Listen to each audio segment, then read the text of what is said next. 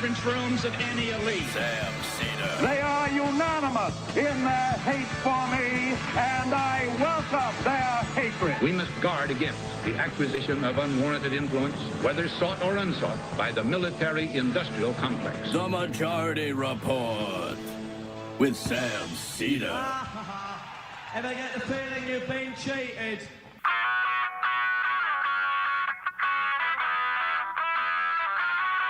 It is Thursday, January 18th, 2024. My name is Emma Glendon for Sam Seder, and this is the 5-time award-winning Majority Report.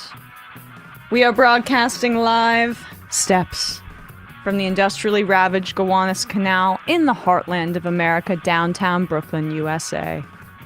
On the program today, Marco Fonseca is back with us to talk about some good news, a failed coup in Guatemala.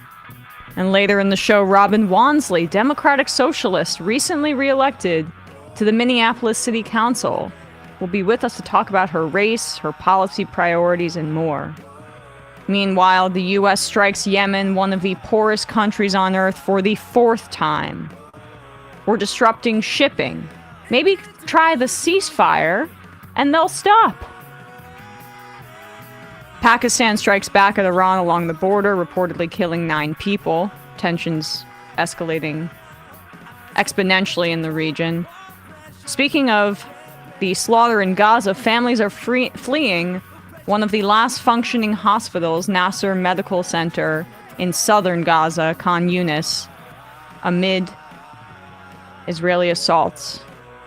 But updated reports are hard right now because phone and internet service has been cut off in Gaza by Israel for the 7th straight day.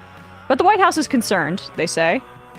Blinken tells the World Economic Forum that the genocide he's actively supporting is gut-wrenching. We'll get to that in a second. Miscarriages in Gaza up 300%. What's the term for preventing births in the population? It's one of the 5 planks of Article 2 of the Genocide Convention, by my recollection. Article 2, Part D. Look it up, folks. Back in the U.S., the Senate is likely to pass a stopgap funding bill as Mike Johnson faces a leak problem from within his own party.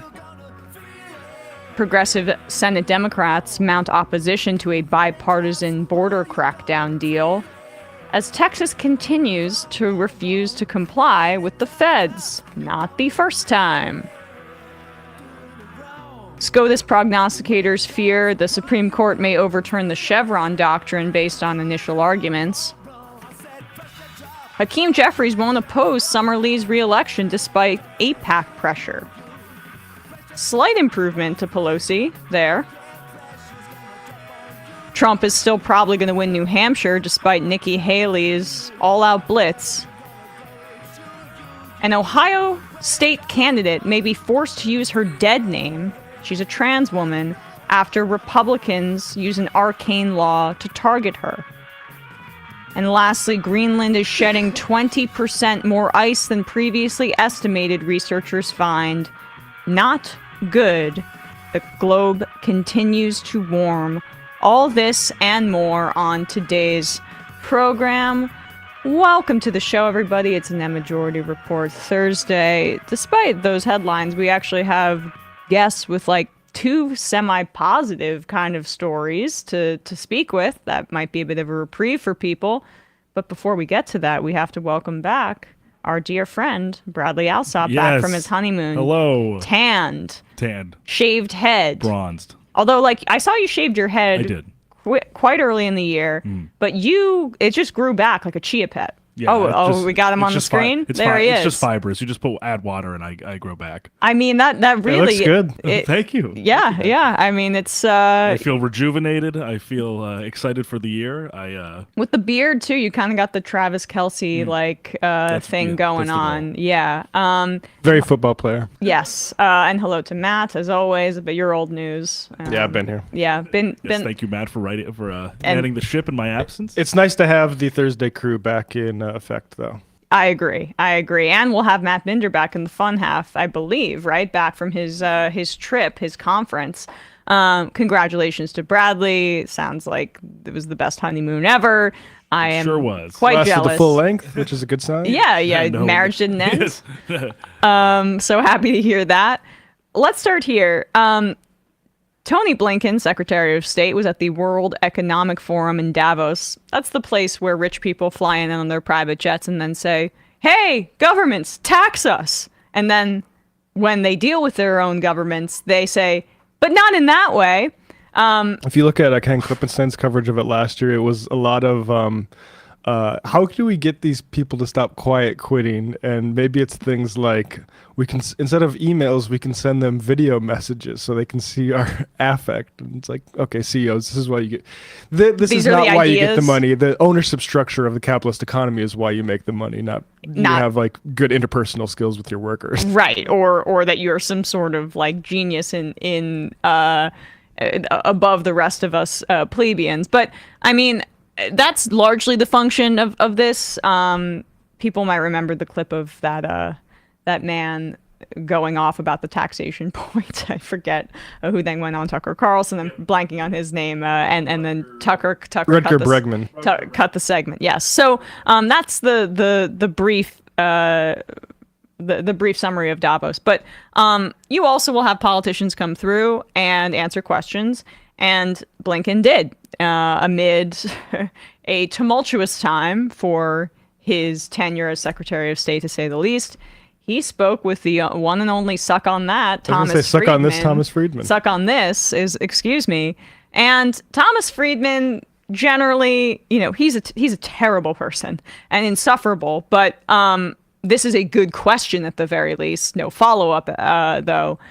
Let's hear what Tony Blinken has to say when Thomas Friedman asks him if Jewish lives, aka Israeli lives, matter more than Palestinian lives. And Blinken's response is not compatible with the facts. As you, I'm sure, felt during your conversations, and I've felt it a lot, and this will be my last question on the Middle East. One of the things you hear so often from people, given the high civilian casualties in Gaza, is, does the United States, do Jewish lives matter more than Palestinian and Muslim lives, and Palestinian Christian lives, given the incredible asymmetry in casualties? And I've been asked that. I want to give you a chance to respond to that. No. Period. Act like it. For me, I think for so many of us, what we're seeing every single day in Gaza is gut-wrenching. And the suffering we're seeing among innocent men, women, and children breaks my heart. The question is, what is to be done? We've made judgments about how we thought we could be most effective in trying to shape this in ways to get more humanitarian assistance to people, to get better protections and minimize civilian casualties. Okay, can you pause it for a sec? It's just, I tried, but had to come up for air at a certain point. The humanitarian assistance, there's a few things I don't want to hear anymore. I don't want to hear this call to war. You don't want to call it a genocide right now until the ICJ comes back, or until enough people have died for you to make that determination. That's okay. It's not a war. It's a slaughter, one-sidedly so.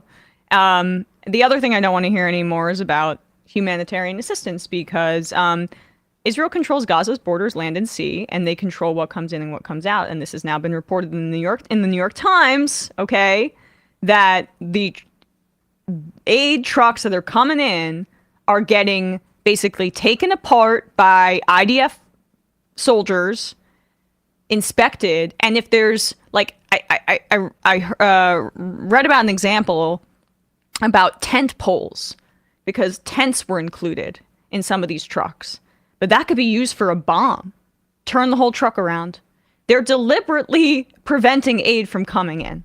So starving people, and they're starving people to death. That is the point. And what alleviates the humanitarian disaster is stopping the bombing. the mass killing, the bombing that destroys hospitals, the bombing that destroys water infrastructure, electricity, the ability for internet access to be accessible, or the internet to be accessible for people in Gaza to get the word out. It's been 7 days of this blackout. And the U.S. government's just like, we're concerned about that. Israel, could you not? Could you not? That's what's called a fig leaf. It's insulting. It's not meant to be serious. It's just meant to keep it moving. And the passive language about how it's gut-wrenching. Like, this is not a typhoon.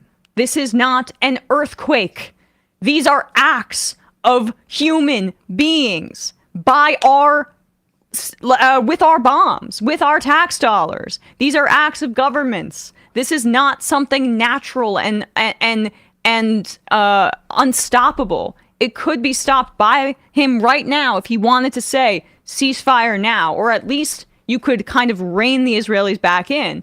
And yet we treat this as an act of God to a certain degree, and it would never be done if it was done to white passing people or to people who are aligned with the West. That would never be the framing.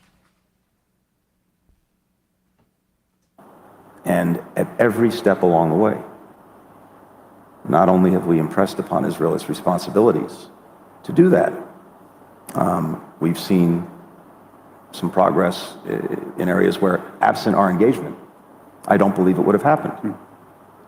So there are a lot of dogs that didn't bark, but... Wait, okay, actually, I'm sorry, I paused it again. So absent, let's take that statement a step further. Now, you think this is genocide? You should have seen what they would have done. Yeah, right. So... Better give them more weapons. Have a second thought. Have a second thought. Then, is that the kind of government you want to be supporting? That it would have been a worse genocide had you not been reining them in slightly? Does that not give you pause about the millions and millions of dollars that we provide for them and the millions more that Biden had at least weeks ago made a policy priority? Now he's kind of quietly backing off of it because it's becoming toxic and we're focusing more on Ukraine and border stuff. But let's be clear about what that means. Keep going. They bombed a university in 4K with drone footage, like that, and not like bombed it with like a missile, like they mined it and demolished it. I saw a journalist saying, how would people react if this happened to Cambridge or to Harvard? But the inherent racism of it is that they don't see universities and Palestinian lives in the exact same way. Yeah, and before we play a little bit more countries should sign on to South Africa's ICJ thing, and people like Blinken should be implicated as well, in my opinion. There's a threat. There's a threat of that happening. I mean, that's part of what they should be worried about. Yeah. Absent our engagement, I don't believe it would have happened. So there are a lot of dogs that didn't bark, but that in no way, shape, or form takes away from the tragedy that we've seen and continue to see. It's why we're at it relentlessly every single day. It's not a tragedy. It's slaughter. All I can tell you, Tom, is just on a purely human level. Not the level I care about. It's devastating, but it reinforces the conviction and the commitment to do two things. When are we going to get to October 7th? In this moment, using our best judgment. And of course, we could be wrong about the judgments we're making. But to try to make a difference in the day in, day out. But it also reinforces. I hate when politicians start talking like athletes in a post-game press conference, like day in, day out, we're just giving it 110%. No, you are giving arms to the people that you are saying would be doing more slaughter than even the slaughter we're seeing, or dogs not barking or whatever the hell, dogs not killing Palestinian kids, maybe. Like, we're doing our best. We studied hard for the test, and sometimes you can't get an A+. And this this woe is me, we're doing our best. It's hard to do it, but you just got to try to make a world a better place. No, that's how a blood-soaked genocide supporter salves his conscience at a public forum like the World Economic Forum. I have no doubt his job has been difficult over the past few days. Here's the tiniest violin. Few months. Try to make a difference in the day in, day out, but it also reinforces my conviction that there has to be, and there is, another way that answers Israel's most profound concerns and questions. Just Israel. Israelis have to live with security. They can't have a repeat of October 7th. There we go. No country would accept a repeat of October 7th.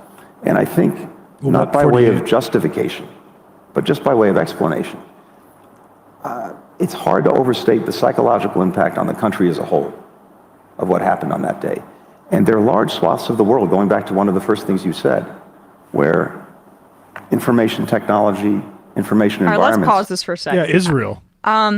So the psychological impact of October 7th, 1,200, 1,400 people killed that day, right? Horrific. Let's say that's a unit of one. Let's split the baby and say 1,300, if we're going to be generous, equals 1 there. So we're now 3,100 or 31,000 Palestinians presumed dead with those who are missing under rubble. So if that's a unit of 1, I'm doing quick math, 31,000 divided by 1,300. That's a magnitude of 23.8 times. So if we're calculating psychological harm, who has the luxury of equating psychological harm and saying that that's a justification for mass slaughter, and who doesn't? Because if we're doing, the math equation of psychological harm justifying slaughter, the Palestinians have about 23.8 times more reason to be psychologically harmed. Yeah. And I'm not even counting the tens of thousands maimed, wounded, permanently disabled, because this guy would rather perform empathy at the World Economic Forum than stand up to a seemingly ideologically committed Zionist in Biden and either resign or take a hard line here. The passivity of the language from the one of the top diplomat for the world superpower is astounding. And it's racism. You don't hear about what the emotions like after IDF shot Palestinian protesters in the Great March of Return like they were prairie dogs coming out of a prairie dog hill. They just gunned them down. You never think about that might cause a violent reaction because of the psychological effect that all this stuff has. You never do that because to Anthony Blinken and to supporters of Israel, those are savages that exist to be removed. They're not capable of being psychologically of harmed because they're not really cosmopolitan like the Israelis. It's racists. Yep. I want to hear more. Have been used and abused in such a way that large numbers of people don't believe October 7th actually happened. They don't believe that Hamas slaughtered men, women, and children. This is a straw man. That it executed parents in front of their kids. That it executed kids in front of their parents. That it burned families alive. They don't believe it. And so, of course, especially with that, everything that followed is even worse. Here's what it comes down to in my judgment. Hamas attacked. I'm gonna blow a gasket. Hamas attacked, but everything that happened after is even worse. Active language, passive language. Active attack, passive natural disaster. Even worse. Here's what it comes down to in my judgment. I think the biggest poison that we face around the world, internally in our societies and externally in our relations with others, is dehumanization. The inability to see the humanity in the other. That's you, buddy. And calls coming from inside the house. In every direction. And when that happens, you get so hardened that you're willing to do and accept things. He was flying around the Middle East trying to facilitate the removal of Palestinians under the guise of actually this is good for them because otherwise Israel's going to keep bombing them as it tries to quote unquote fight Hamas, which it's not. It's fighting Palestinians. Things that you wouldn't if the humanity of the other was front and center in your conscience. So one of our challenges is to fight that dehumanization, to find ways to diffuse it, to take that poison out. With bombs. And that's also a function of leadership. It's demolish our universities. We need leaders around the world who see that, understand that, and are prepared to act. South Africa. Thank you. Thank you. That's it. I just needed to get to the end because Friedman doesn't follow up. Shocked to hear. Blinken is a criminal. All these guys are complicit in genocide and ethnic cleansing and a world that, I mean, look, we'll see how the ICJ case proceeds and hopefully is able to stop the slaughter. But Netanyahu's saying this war in Israeli press, not in English, saying it's going to go through 2025.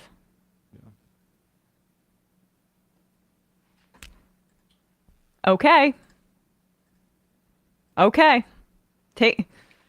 This is the bed the Biden administration made. You want to deal with this throughout 2024? But through the election? Hey, you got your wish. And 2026, one democratic state from the river to the sea. Hell yeah. With that said, we have a word from one of our sponsors before we get to actually some great news from Marco Fonseca, and then we'll be speaking to Robin Wonsley. But first, HelloFresh, one of our favorite sponsors. This time of year, everyone is looking to revamp their eating habits, New Year's resolutions, all of that. You want to eat healthier this year? I know I do. If you have resolved to sit down and eat dinner with your family around the table and eating well, what do you do about those nights when your schedule's packed? People working hard. It's difficult to find the time to cook, but HelloFresh's lineup of quick and easy meals, including their 15-minute recipes, are designed to help minimize mealtime stress. I have used HelloFresh before. It is incredibly easy. The instructions are super, super simple. Anybody can do it, even if you're a cooking novice, and it's going to give you fresh ingredients for you and for your family. We want to thank HelloFresh for supporting the Majority Report. Go to HelloFresh.com/majority-free and use code majority-free for free breakfast for life. One breakfast item per box while your subscription is active. So when you're getting all these HelloFresh meals for dinner and things like that, you're also getting breakfast when you go to hello.com/majority-free. Whether your resolution is to save money, eat better, or stress less, HelloFresh is here to help you do all three. Say hello to your most delicious dinner year yet with fresh ingredients and chef-crafted recipes at the price you'll like, delivered right to your door. Each HelloFresh box is packed with farm-fresh ingredients, and everything arrives pre-portioned right to your doorstep for less hassle and less wasted food.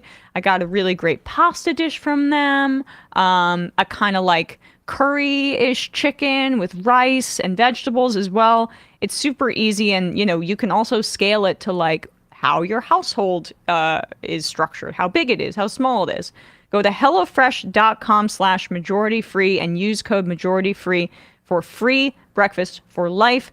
One breakfast item per box while subscription is active. That's free breakfast for life at HelloFresh.com/majority-free with code majority-free. Again, that's HelloFresh.com/majority-free with code majority-free. Thank you, HelloFresh, for supporting this show. All right, folks, quick break, and when we come back, we'll be joined by Marco Fonseca.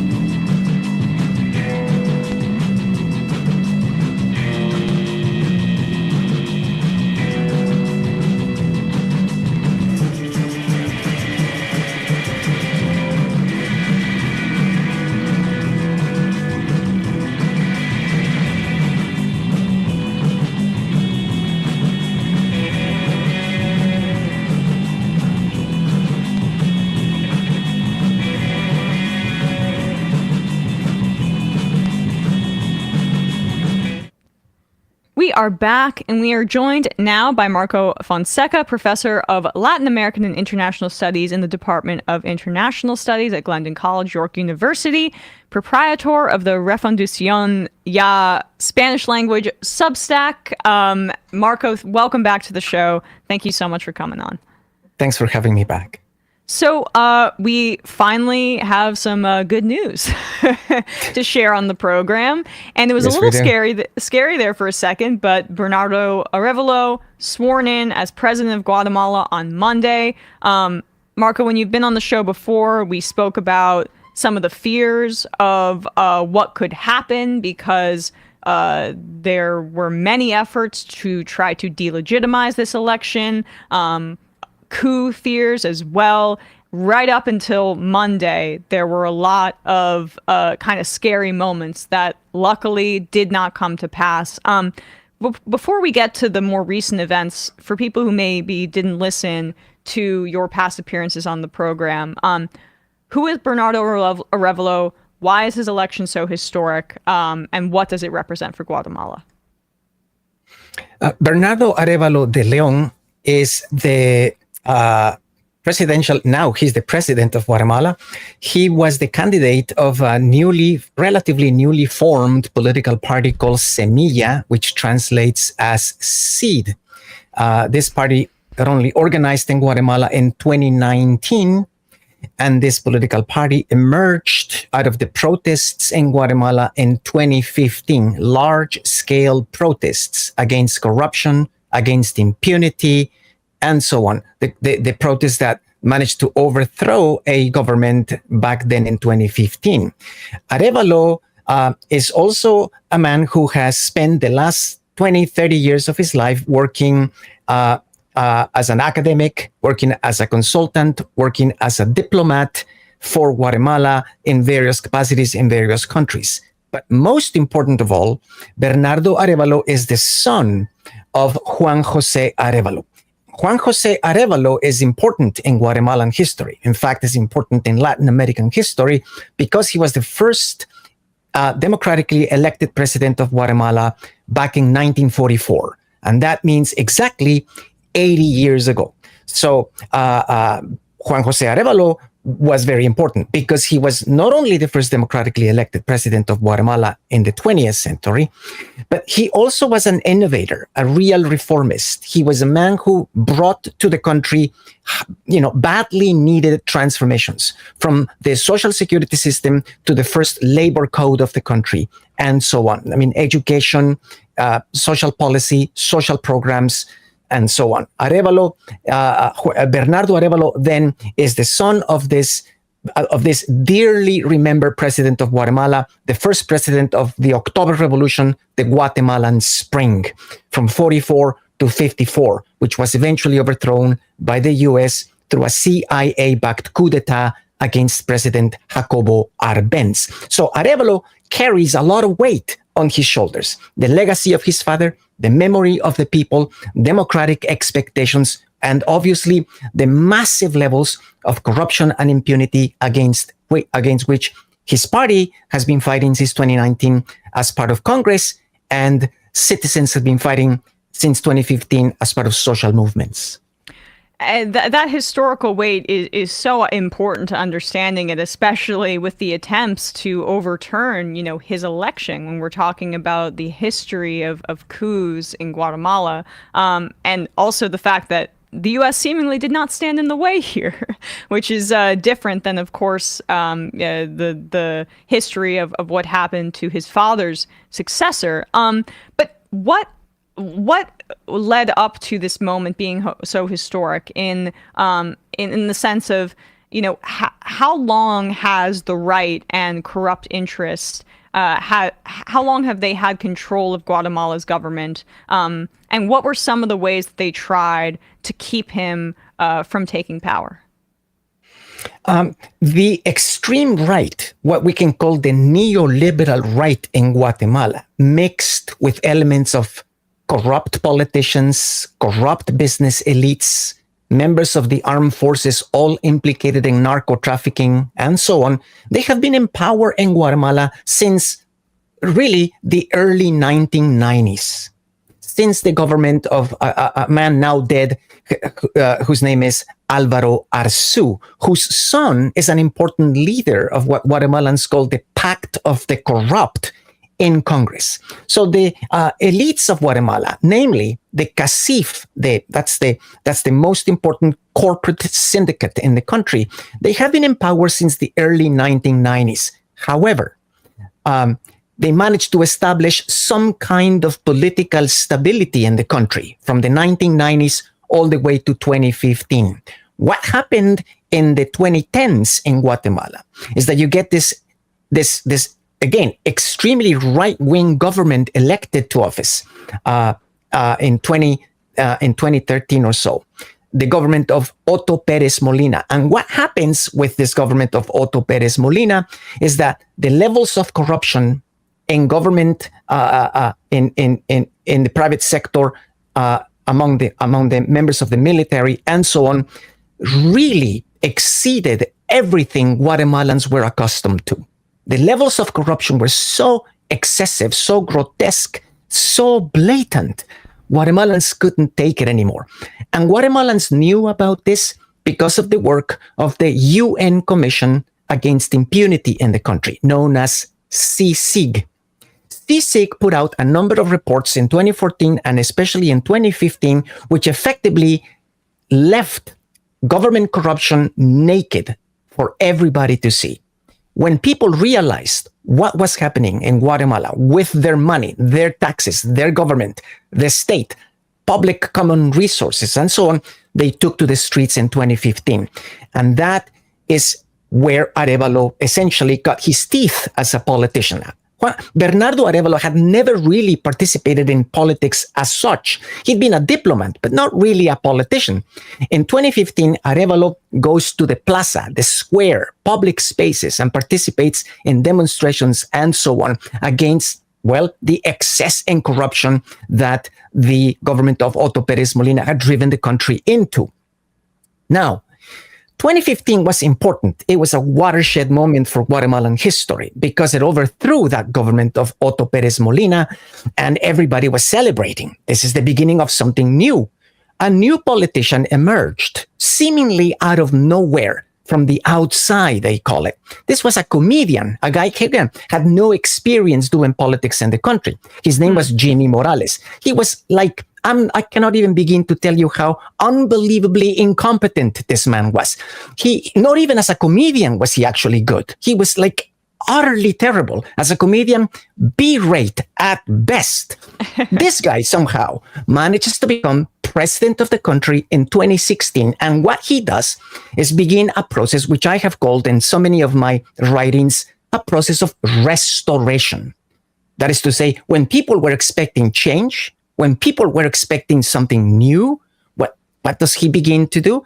Restore the same levels of corruption and the same levels of impunity and the same levels of prosecution and persecution of the media, activists, and so on in 2015. And so this horrific process of political restoration of corruption and impunity begins in Guatemala in 2016, and it goes all the way to 2019 when yet again another extreme right-wing politician, which in 2012 was implicated in the massacre of prisoners within the Guatemalan prison system because he'd been, in fact, a prison warden at the time, Giammattei got elected in 2019 with, again, a political party that was just concocted for the moment, known as Vamos.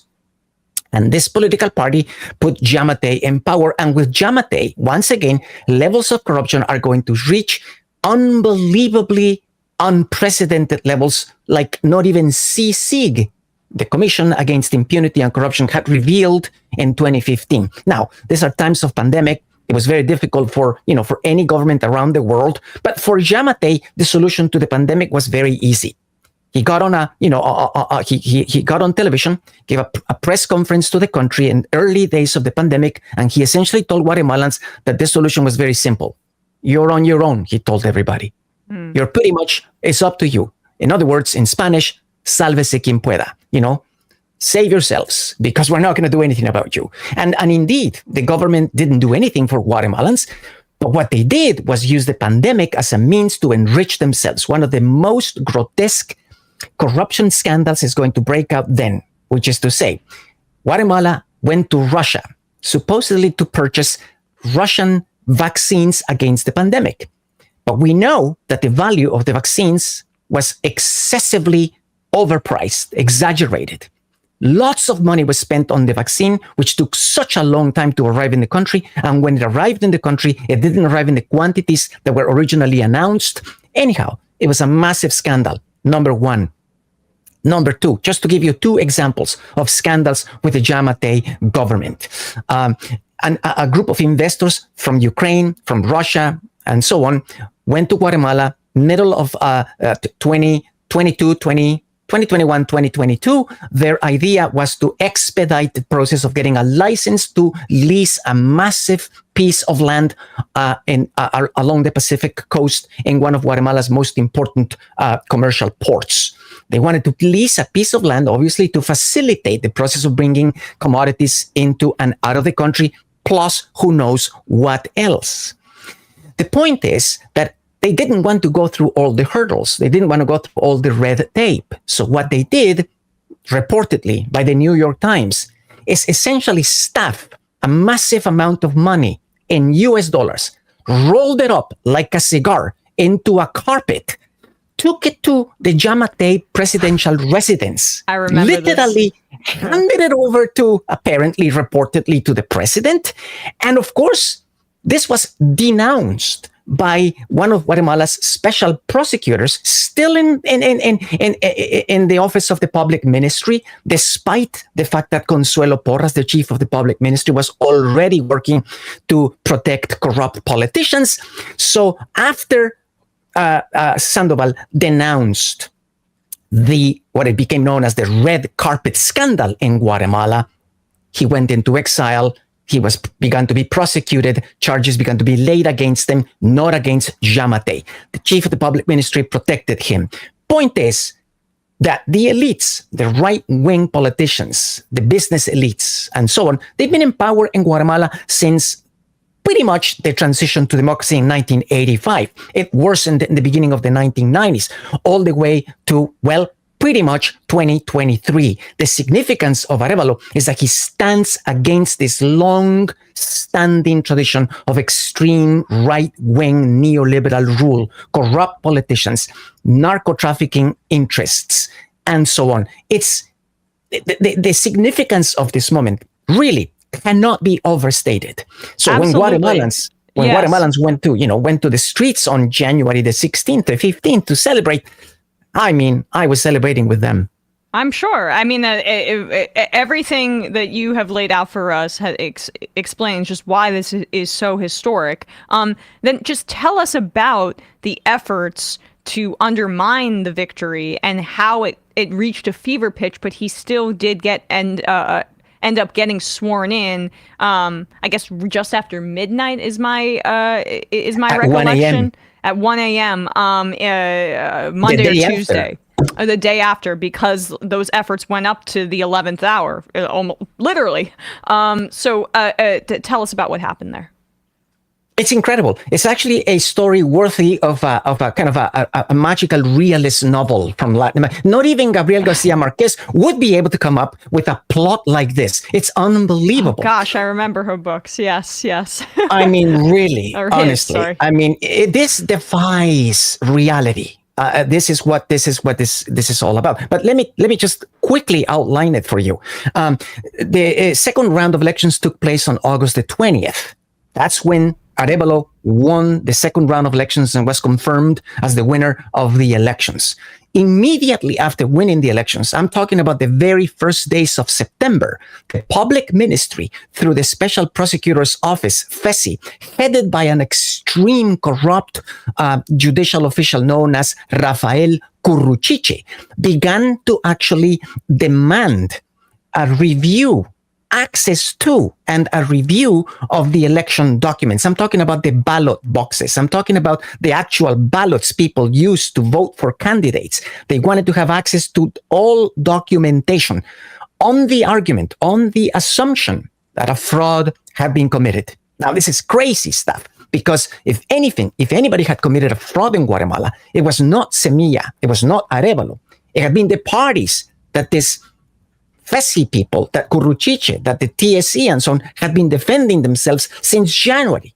But In September, what they did is unprecedented. They defied the Constitution, election laws, and so on, and they went into the offices of the election tribunal in Guatemala, and they literally, over the course of 2 weeks, from the beginning of September to the middle of September, hauled all of the ballot boxes, the most important of the ballot boxes, the most important of the documents of the election process. They took them out of the control of the election tribunal, which is by constitution the only one that can control those ballot boxes once they've been sealed, or before for that matter.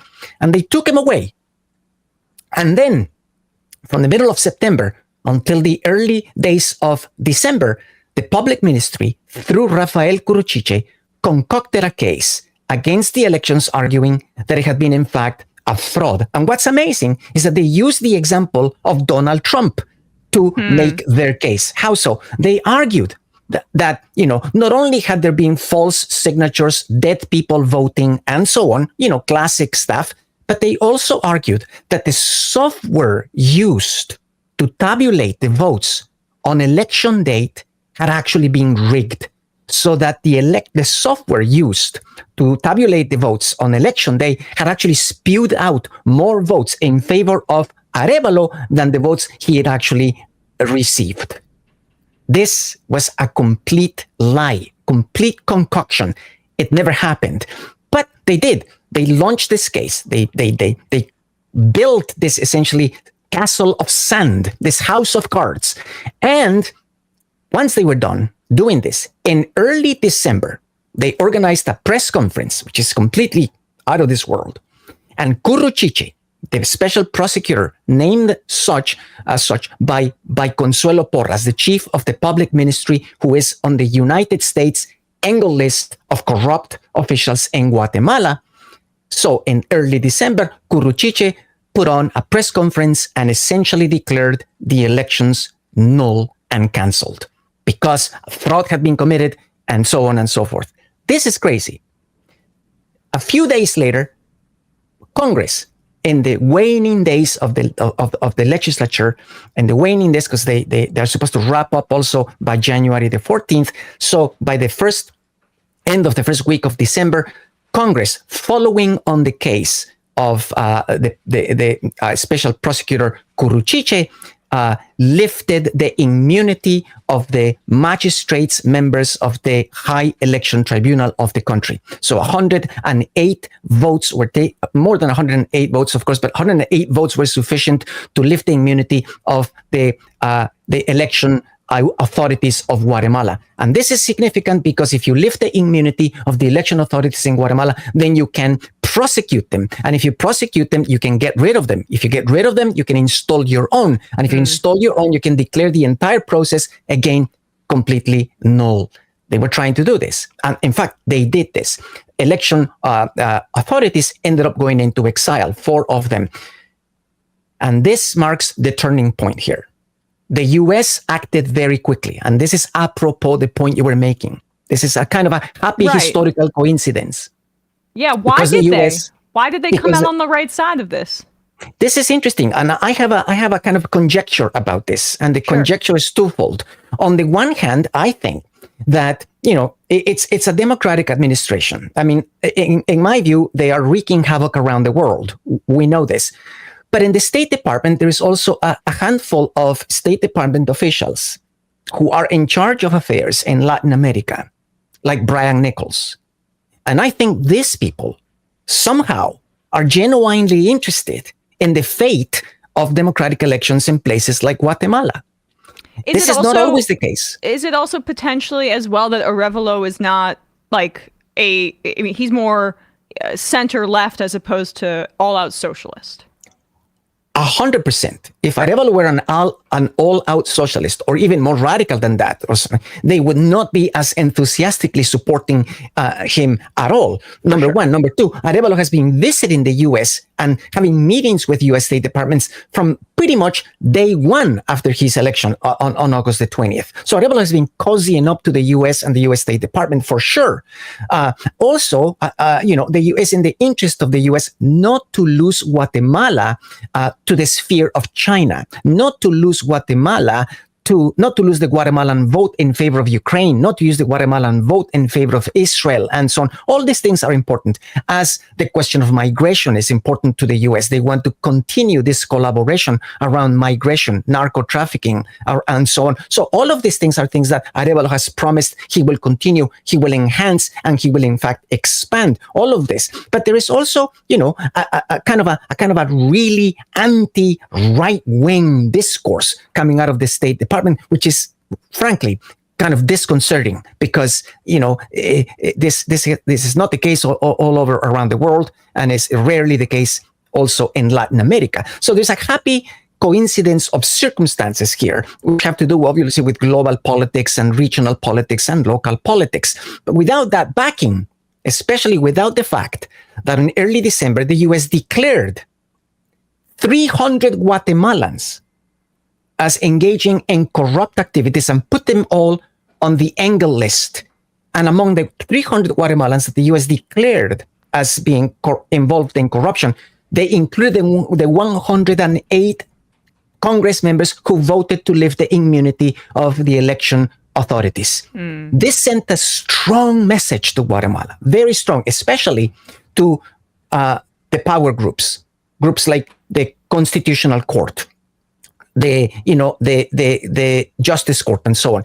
And the result of that was that the Constitutional Court declared that the election results were valid, that the transition to power to Arévalo was going to take place no matter what, that the election tribunal people couldn't be prosecuted anymore. So they obviously didn't want to end up on the Engel list and without US visas. So this is what eventually enables Arévalo to take power on January the 14th. Really quickly, because we have to get to our second guest in a second, but what is your assessment of how Arévalo is going to be able to root out corruption if it's this deeply embedded? It's going to be a battle. It's not going to be very easy.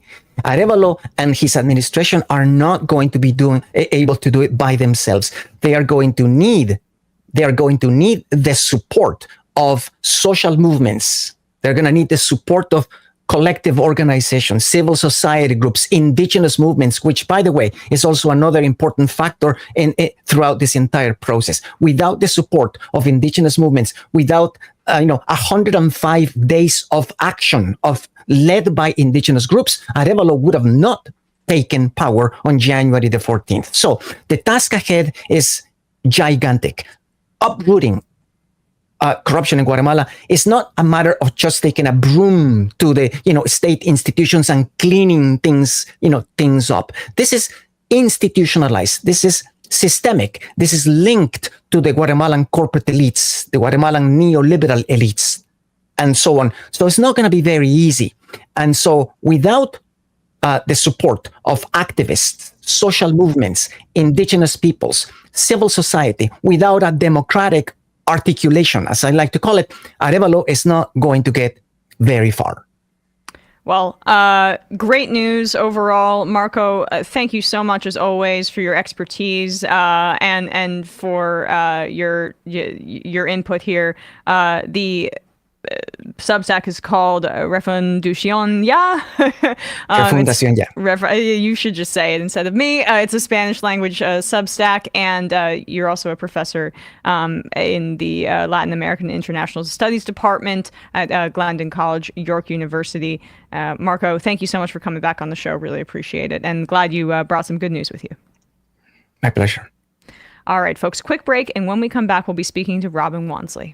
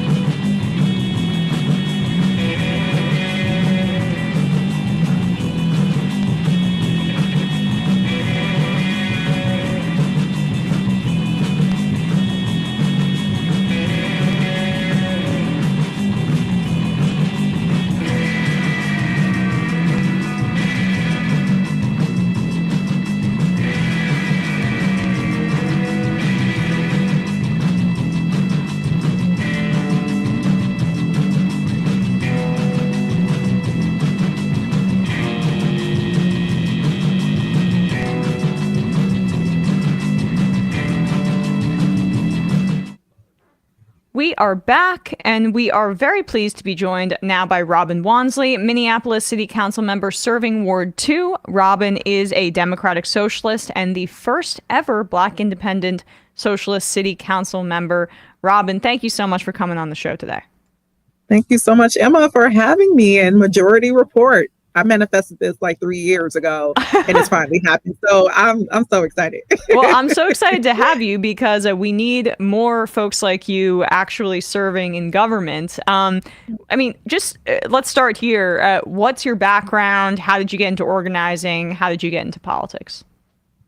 Yeah, so I think like most regular folks, like I had no choice in many ways. Like that's what prompted my organizing background. When it came to having loved ones that were constantly having contact with our criminal justice system, or growing up on the South Side of Chicago, which if anyone, knows anything about Chicago, also very heavily racially segregated. And the South Side has been relegated mostly for Black people. And unsurprisingly, over in the South Side, that's where we've had the decimation of public housing, public schools, also concentration of poverty jobs, and therefore you see a correlation to over policing. So, and learning that those like conditions didn't just happen on their own; they weren't byproducts of people's individual choices. It became very clear like there were people or systems at fault, and there were people organizing around it. And for me, it was like a easy gravitational pull to be involved in those spaces where, working class people were organizing against poverty, Occupy Wall Street, for instance, or where we're talking about mass incarceration, Black Lives Matter.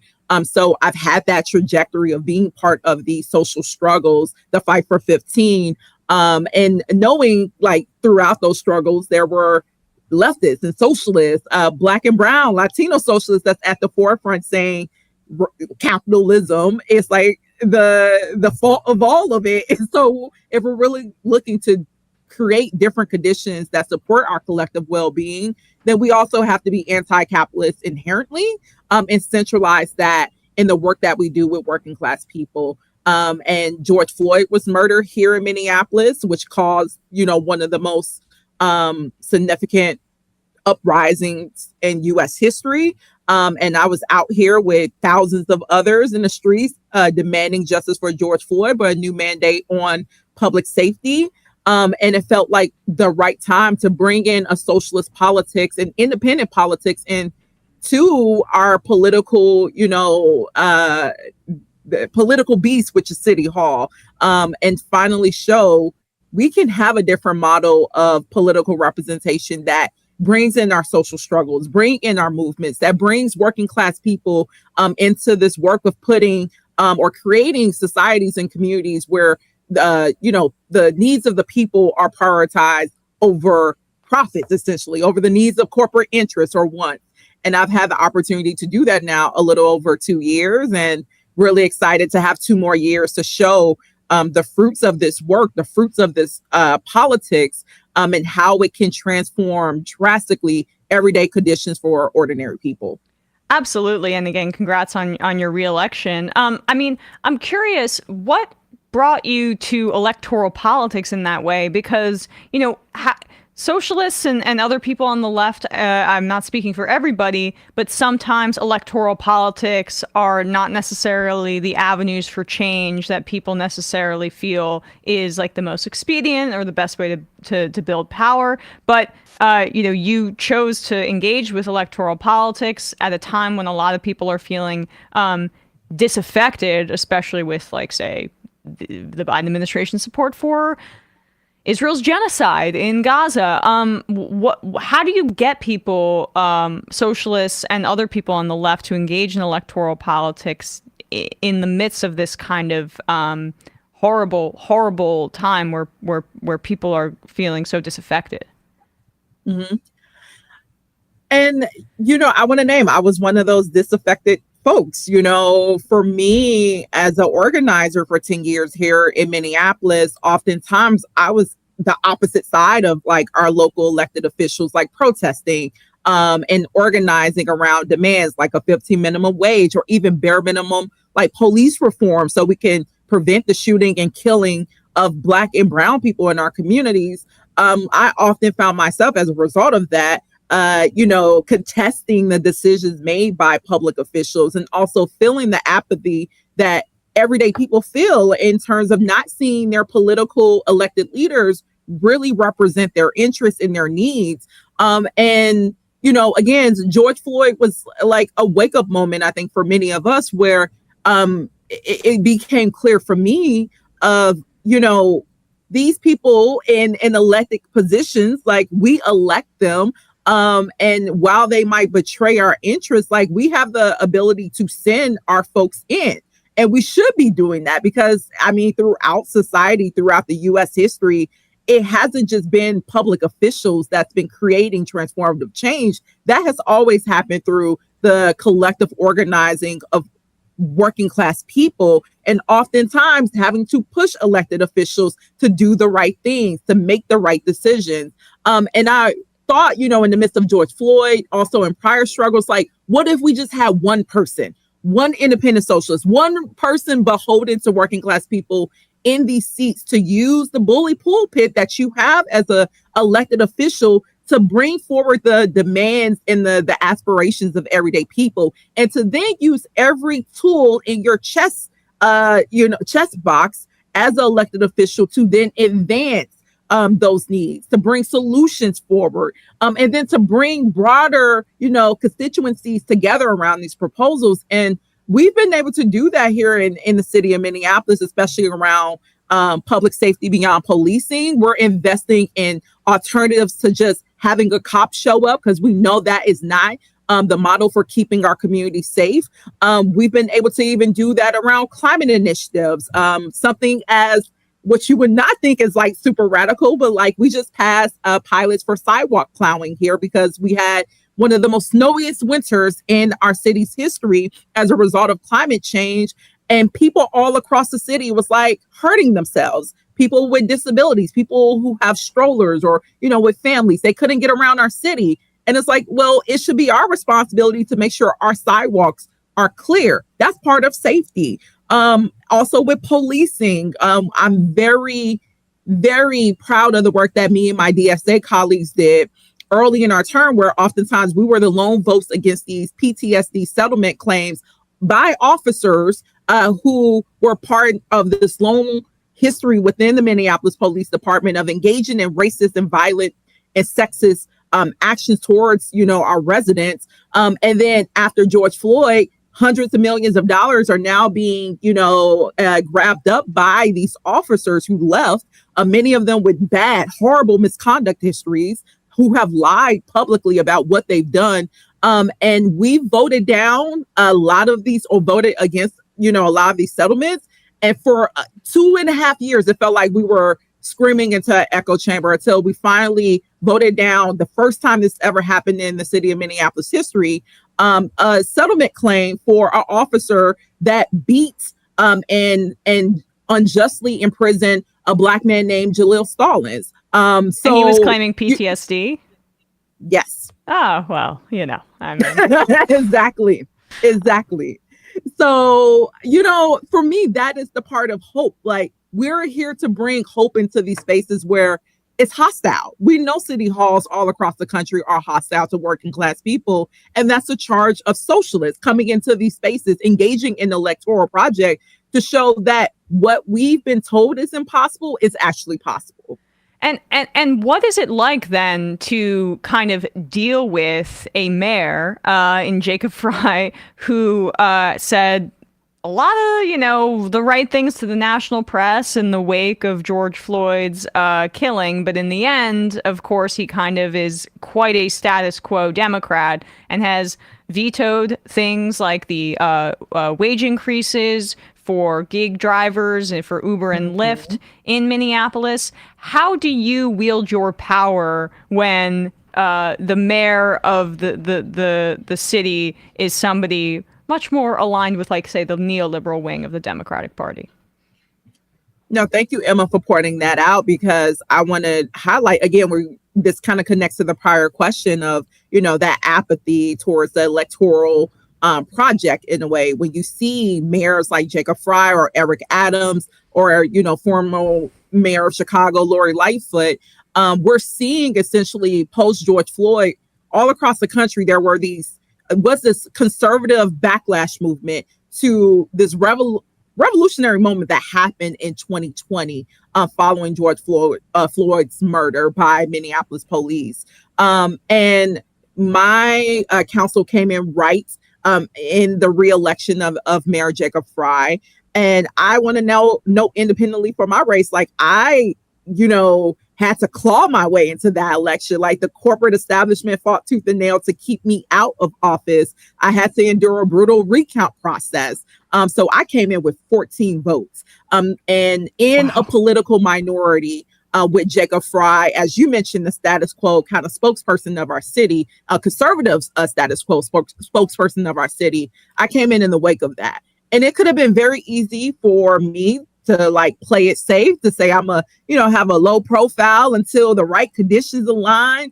But that's not what I did, because that's not what the people elected me here to do. I did to not play it safe. I came forward with the mandate to bring working class people's needs and struggles into City Hall. And every single solution that ordinary people brought to my office, we brought it to the floor. Even when I knew I was going to lose, I took a lot of losing votes, often solo losing votes, my first year and a half. But I can't even say they were losses in many aspects, because we forced a public conversation and debate around it. The sidewalk plowing effort that I just talked about, that we just got passed, I brought that a year ago, and it was basically overwhelmingly voted down by my colleagues. And then we did lots of organizing. And again, climate change created the conditions for working class people to say what we're doing around sidewalks is not working. So it got to the point where a year ago, one pilot for sidewalk plowing got voted down. This past year, after a lot of organizing, we got 4 that's going to be invested in. Same with public safety beyond policing. Jacob Fry, or Mayor Jacob Fry, definitely has been a proponent of keeping policing as the same, in the way of, keeping cops with, extensive misconduct histories on the force, and basically keeping the same conditions that led to George Floyd and so many other stolen lives. And we've been here, my office has been here as an echo chamber saying we need something different. We have to organize for something different, organizing for something different. And what we've gotten is a new Office of Community Safety that prioritizes unarmed safety services like mental health responders. So now when regular folks call 911, they don't just have to hear about a cop being the only option to show up. They now have mental health responders. They have domestic violence navigators. And my office just passed $4 million last month to invest in other, safety alternative services to meet the needs of our residents. So, we have to still be willing to bring the issues forward, even under conservative or minority political climates. And that's why Minneapolis has the progressive majority, with 4 of the elected officials of that majority being DSA endorsed. Yeah, it's because we weren't afraid to take the losing vote and bring it to the floor every single time. I mean, I've spoken about this within the context of, we're here in Brooklyn, right? Like, what can be done? And there have been major DSA gains in New York's state government. But at the same time, the governor, I know this is more on the statewide level as opposed to city, but Governor Kathy Hochul, very, very conservative Democrat.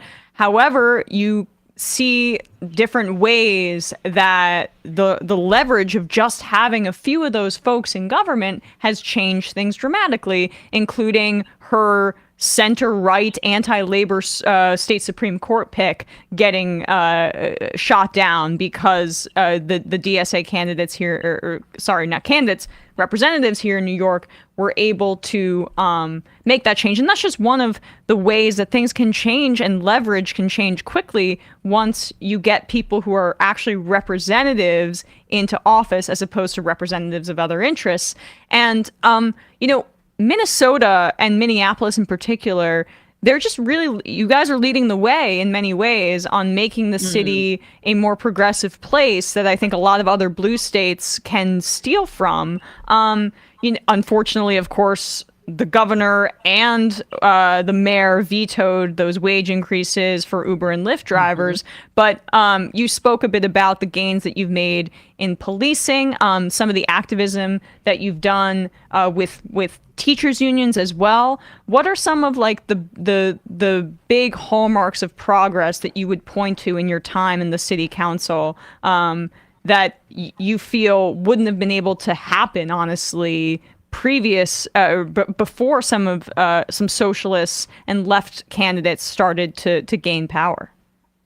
Absolutely. I want to reference the one that you just mentioned. My office has been working very closely with rideshare drivers for the past year, specifically rideshare drivers working for Uber and Lyft, to get them $15 minimum wages and other broader worker protections that they've been organizing and advocating for even before I came into office, for several years before just this past term. And they were ignored. They weren't taken serious. No one, were listening to them. And these drivers are predominantly East African, working class people, Black, Brown, Latino. And this is one of the ways in which they are able to earn a livelihood in the city to take care of themselves and their families. And they are being paid subpar wages, and which is ridiculous when Uber and Lyft combine their net worth, or at least the wealth that they've brought in over the past several years, especially in the pandemic. It exceeds in the billions, over $5 billion collectively, and yet you have your drivers not being able to earn minimum wage, which is just outright ridiculous. And also in light of, we have small businesses here that are paying $15 an hour, or if not more, to their employees. So another opportunity where, again, having socialists in office, we took their cries for help serious. Me and another DSA endorsed elected official here. And we brought forward Fair Drive Safe Rides, which again, it aims to get our rideshare drivers a $15 minimum wage and broader worker protections. And while, yes, Mayor Fry vetoed that and sided with the corporate lobbyists of Uber this past summer, you know what we did? We brought it right back. Literally not just like 2 weeks later, we brought it back, reintroduced the legislation, and said, no, we're going to bring forward a study that says the rates that you just made up with your behind the scenes deal with Uber and Lyft, we're going to study that. We're going to compare that to our already studied and evidence-backed rates. And we're getting that study back, I want to say in 2 weeks. And once that study gives us the formula for how these drivers will make $15 an hour, we're going to pass that with our progressive majority. So again, brought it right back. No time to settle in defeat, because our drivers can't pay rent with defeat. Right. That's just not how it works.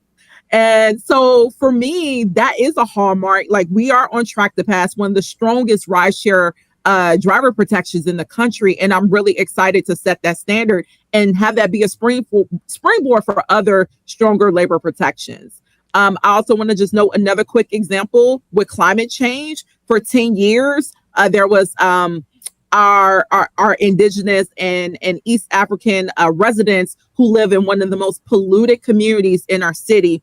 They had asked the city to have this parcel that the city planned to develop into something that the community did not want. They wanted to have this parcel in the building to develop into a green energy hub, to start doing some of that remediation for the decades of pollution that have been concentrated in their communities that created disastrous public health impacts. We're talking about young people dying from cardiac and respiratory issues. And for 10 years, the city fought back against these community members. And on the campaign trail, I heard those residents. They was like, you got to do something about this. You have to side with us. You have to leverage, when you're elected, help us win this vision for an East Phillips indoor farm, so we can start creating a new model around reparative climate justice, and to have an asset of land in a building to be able to reflect this model or actually implement this model. And from the campaign trail all the way to office, we eventually got this across the finish line. And this is in spite of the mayor trying to proceed with moving the city's horrible proposal forward, with city staff trying to move it forward. We were eventually able to lobby our state legislative delegation, which was a broad coalition of progressives and socialists, to invest in this model. And now we have a new precedent for a community-led vision around a renewable or climate energy site, a reparative climate energy site. And that would not have happened if we did not have DSA elected officials willing to organize, protest, bring policies forward, rescind decisions, force the vote over and over again for an entire year and a half. And it would not have happened. And the community knows that. So, and this was a 10-year thing that they organized for, that socialists made happen. Again, something that they were told was impossible. We made it possible and worked hand in hand with them every step of the way to make it a realized vision. So those are just two examples, again, where socialists are working with working class people. We are co-governing. We are sharing our power to bring their expertise into City Hall and create different material additions that raise the standards of what working class people should expect from their elected officials, but also raise the threshold for the quality of living that they are deserving of in our city. Absolutely. Great. Two excellent examples for, what I'd love to see, here in New York. Two things. Your next frontiers here. Rent control is on the horizon. Also, the ceasefire resolution that that you and other socialists have put forward in Minneapolis. As you mentioned, that there's a very diverse population in Minneapolis. There's a lot of conversation, I think, on the national level about whether Arab people or people from different parts of who might be descended from or of Muslim faith or Arab, what are they going to do in the election, and how dare they not vote for Biden, even though he's supporting this mass slaughter in Gaza. But just like, I'm getting off on a tangent there, those kind of two things that are on the docket, the rent control, and then also why you feel it's important that as a city council you stand in favor of a ceasefire. Absolutely. When you talked about rent control, again, that was a mandate in 2021. Over 60,000 residents voted in favor for the council of last term to pass a rent control policy. But Mayor Jacob Frey, along with our conservative council members, decided to side with corporate landlords and corporate developers and killed this democratic mandate, democratically voted, mandate. So we did not take up rent control this year. And it was done through the most egregious democratic, like anti-democratic channels. They forced the vote on Eid when several of our Muslim elected officials were not present, and basically leveraged, a cultural holiday as a means to kill something that working class people have said, we want you to move forward on, because the rents are too high in Minneapolis and we're being priced out of our community, in our city. So that is absolutely a housing protection that this progressive majority will be taking up. That is non-negotiable.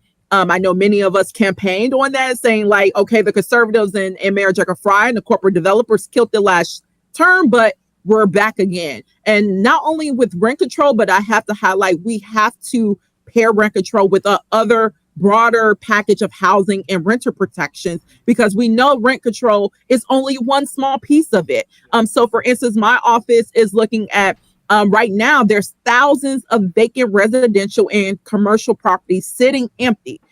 Corporate landlords are just allowing these spaces to sit empty, while we know people are getting priced out of their homes, facing housing insecurity. We're seeing it in our growing encampment population. And, we see business owners struggling to find space, affordable space, to provide services to our community. So my office is going to be revamping vacancy fees to make sure that corporate developers and corporate landlords, if you are not going to activate and fill these spaces, well, there's a cost to that, to incentivize them to make sure these spaces are filled. And in addition to that, there's so many other renter protections that needs to happen to protect local ownership, because we know these mega real estate firms are going all across the country, buying up rental homes, single family homes, and renting them out at egregious rates. Yep. And, unlike New York, like they're Minneapolis has the opportunity to not be like New York, where folks are charging like $3,000 to live in a shoebox.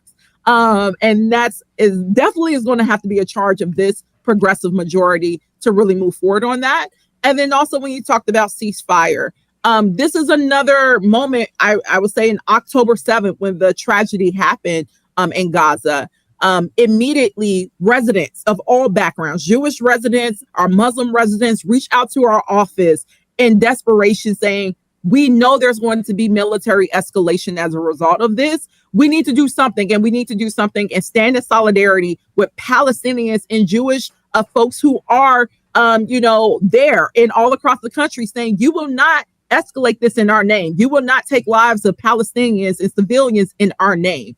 So we've worked since October with a broad coalition of working class people in our city to eventually bring forward a ceasefire resolution that we're going to bring forward for a vote next Tuesday and Tuesday.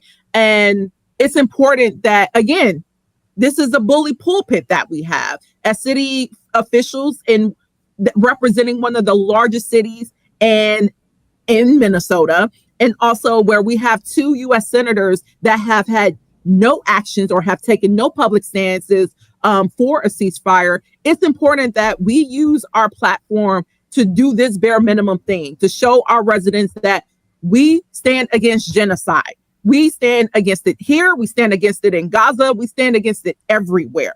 And so I am very, very proud that my colleagues will be taking this vote, where we will be naming that what is happening before us is a genocide, and naming that our elected officials, be it U.S. senators, even our Governor Tim Walz, while he's doing photo ops with the babies around free lunch, provided or came from, I want to name, Black Panther Party, a socialist program, while he's taking photo ops around that, he also chairs the governor's, national task force, and chairs the committee that holds over $145 million that's going towards Israel to support the genocide that's being waged against Palestinians. So there's a direct stake and that we can have influence in preventing or stopping this genocide by taking this vote. Because we're often being told that's outside of our lane. Minneapolis should be focusing on other things. No, we have Muslim, we have Jewish, we have regular people who do not want to see children and people be slaughtered in Gaza, just as much as they don't want to see them be slaughtered down the street. And those two things can have action be, waged to resolve those things. And that is the responsibility of socialists, of elected officials who also claim to be socialists. And this is the one small thing amongst a multitude of other strategies that this vibrant global movement is employing to make sure that this genocide does not proceed further. Well, really appreciate your time today, Robin Wonsley of the Minneapolis City Council, another example of a great democratic socialist who's gotten elected and reelected. So you stood up to some of those forces against you. Keep it going. How can people support your continued service in Minneapolis? Absolutely. Thank you so much.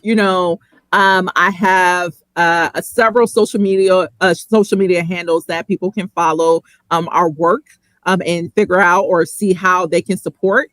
You can check out on Twitter, Robin FORMPLS, Robin for Minneapolis. I'm also on Instagram at Robin #4 MPLS, as well as on Facebook for our geriatric millennials. I do have a TikTok. If there's anyone out there who would like to volunteer to help us with that TikTok, that we do have that as well. That's Robin for Minneapolis, or you can go to robinforminneapolis.com. But those are the main channels where my office and my campaign talk about the work that we're leading here in Minneapolis. And I think it's going to be important to put a spotlight on our city, where we do have a progressive majority, we have a socialist majority, and we get to show what it means to govern, what it means to wield power on behalf and alongside working class people. So we're going to be documenting that, elevating that. So we encourage folks to definitely reach out, follow my campaign, profiles and handles, and never hesitate to hop in my DMs if you want to learn how you can support from afar or even here. So yes, thank you so much for giving me the opportunity to let people know how they can follow our work, and just to be here to talk about the work that we've gotten a chance to do over the past 2 years. Of course. Well, we're so happy to highlight it, and I don't know how to work TikTok either, so we have that in common. Matt, before we let you go, Matt wanted to say something. Oh no, I was just gonna say thanks for your work, Robin. Yeah, we really appreciate it, and your advocacy. Robin Wonsley, Democratic Socialist, serving Ward 2 in Minneapolis. Thank you so much for your time today. Really appreciate it. Thank you all. All right, have a great day. Bye. With that, we're going to wrap up the free part of this program and head into the fun half. The number is 646-257-3920. Good to have 2 interviews that made you feel good. Yeah. Yeah. Very. I don't know how to. A rarity. I don't really understand this feeling. Exactly. There's a smile across my face. I feel like I should be angry. Why am I not? Yeah, maybe I'll get into like 1.5 fewer Twitter fights tonight. Yeah, that's unlikely. Unlikely, yeah. A Grinch-like thing, like your heart grows. Yeah, a few sizes just a little bit. But it's exactly like that. But probably not. On ESVN today, Bradley's finally back. So our competition is unfortunately getting closer. You went 2-1 last week. Not sure if you were aware. I went 1-2. We're just. I made a comment about it when I was filling in for you last week, Bradley. Like, oh well, these numbers are getting kind of close. And Emma started talking about like, well, Bradley actually like a lot of things are pushes and things I don't understand. Yeah. I'm like, okay, whatever. It looks close, is what I'm saying. Full qualifying mode there. Yeah. Well, I mean, it's not what it looks like. I'm starting to get nervous, but I will be dancing on the grave, like pirouetting, tap dancing, clogging, whatever the hell, on the Dallas Cowboys and the Philadelphia Eagles. It's really your day. Oh my God, it's so good. YouTube.com/ESVN show today. And oh my God, they're bringing back Mike McCarthy. It is hilarious. Oh, and I think Nick Sirianni. Keep it up. God, I hate the Cowboys and the Eagles. YouTube.com/ESVN show. Hello to my friends, Matt, Binder, and Brandon. And actually, sorry, I didn't plug Left Reckoning yet, so you guys have to just be quiet for a second. Left Reckoning, check it out. You guys can go ahead. Brandon, what's happening over on the Discourse? We'll have an episode out finally for you guys this weekend. I got to get it out because I'm going to be in London next week, so... Okay. All right. Well, there you go. Quick and easy. You might want to fix your. I don't know if your mic doesn't automatically adjust to the settings or something. So you got to switch something. Speak into it one time, Brandon. Hello. That's better. Yeah, we were getting just a little bit of echo. Okay, maybe that's it. I'll move it closer. Wonderful. Matt Binder, welcome back from your conference. What's happening over on Doomed and Scam Economy?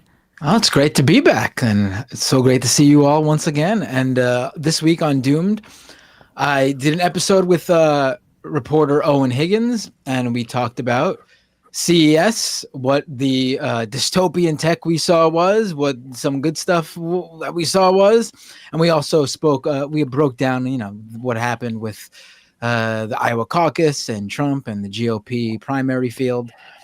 Check it out at youtube.com/Matt Binder. Check it out. All right, folks. The number is 646-257-3920. Sorry, I remember what we did on Left Reckoning. We had Marianne Williamson on. Yes. David Griscom talked to her, and it was fun. Wait, you had... So, that's not good. No, it was... You had a presidential candidate on and couldn't remember you had a presidential candidate on? Well, he had to record it during MR, so I wasn't he wasn't part present. of the interviewer. That's his excuse. Party. Yes. So that's my excuse. Yeah, but and we talked about Israel and Palestine a lot ahead of that. And did she ask? Did Griscom ask her about it? Yeah, her answer wasn't great. No. So look, it wasn't awful. It was better than what you get from the biometric administration, but it's, it was specific to the ICJ case. She sort of, I felt like a dodge to me. Maybe this is a little bit, I'm a little bit cynical, but she said that people are getting a little bit too hung up on definitions. And, I think there's a way that's true, but I also think like you could just say like, I hope that they find it's a genocide because it's clearly one. But anyway, whatever. Patreon.com/left-reckoning. All right. By the way, this show relies on your support. Join the MajorityReport.com. Would be very nice. Help us out. If you like the show, like our coverage of Gaza, the election, things like that. It would be very nice if you could become a member, and then you can IM us, all that stuff. 646573920. See you in the fun half. 3 months from now, 6 months from now, 9 months from now, and I don't think it's going to be the same as it looks like in 6 months from now, and I don't know if it's necessarily going to be better 6 months from now than it is 3 months from now, but I think around 18 months out, we're going to look back and go like, wow. What? What is that going on? It's nuts. Wait a second. Hold on for a second. Emma, welcome to the program. Hey. Matt. What is up, everyone? Nomiki. You did it. Let's go, Brandon. Let's go, Brandon. Bradley, you want to say hello? Sorry to disappoint everyone. I'm just a random guy. It's all the boys today. Fundamentally false. No, I'm sorry. Women's Stop talking for a second and let me finish. Where is this coming from, dude? But dude, you want to smoke this 7A? Yes. Hi, me? Is it? Yes. Is this me? Is it me? It is you. Is this me? Hello? Is this me? I think it is you. Who is you? No sound. Every single freaking day. What's on your mind? Sports. We can discuss free markets and we can discuss capitalism. I'm gonna go throw up. Libertarians. They're so stupid though. Common sense says, of course. Gobbledygook. We fucking nailed him! So what's 79 plus 21? Challenge Matt. I'm positively quivering. I believe 96, I want to say. 857-210-35 501 1/2 3/8 9/11, for instance. $3,400, $1,900. 654 $3 trillion sold. It's a zero-sum game. Actually, you're making me think less of it. But let me say this. Poop. Call it satire. Sam goes, it's satire. On top of it all, my favorite part about you is just like every day, all day, like everything you do. Without a doubt. Hey, buddy, we see you. All right, folks.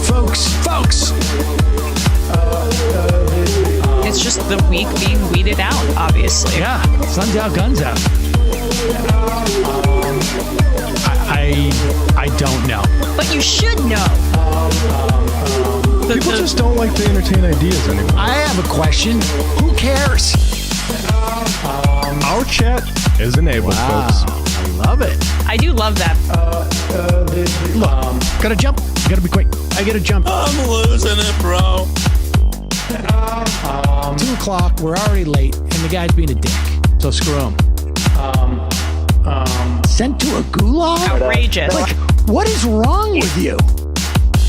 Love you, bye. Love you. Bye-bye.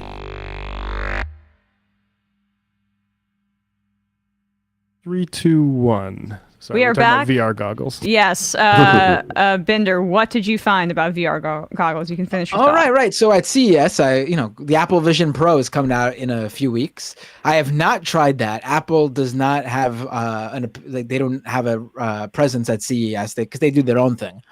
I did try on a few like AR glasses from 2 different companies, Ray Neo and X-Real. What is AR? Augmented reality. So like you see the Emma. like the visual in your real, like in your everyday. Right. Like I could look at you and I can see you. It's like it's like Agent Cody Banks had these glasses. Yeah. Exactly. Like the Iron Man sort of thing where you see the overlay over like actual or what's in the real that. world. Yeah. Right. Yeah, but I mean, you went with Cody Banks. But shut up. No, great movie. Everybody, Love that shut movie. up. we're gonna be talking about something, and Emma's gonna go, "Oh, just like the Paw Patrol, right?" I'm actually 7 years old. Okay, keep going. But I think, because overall, like I said, like I was telling Brandon, I enjoy going to see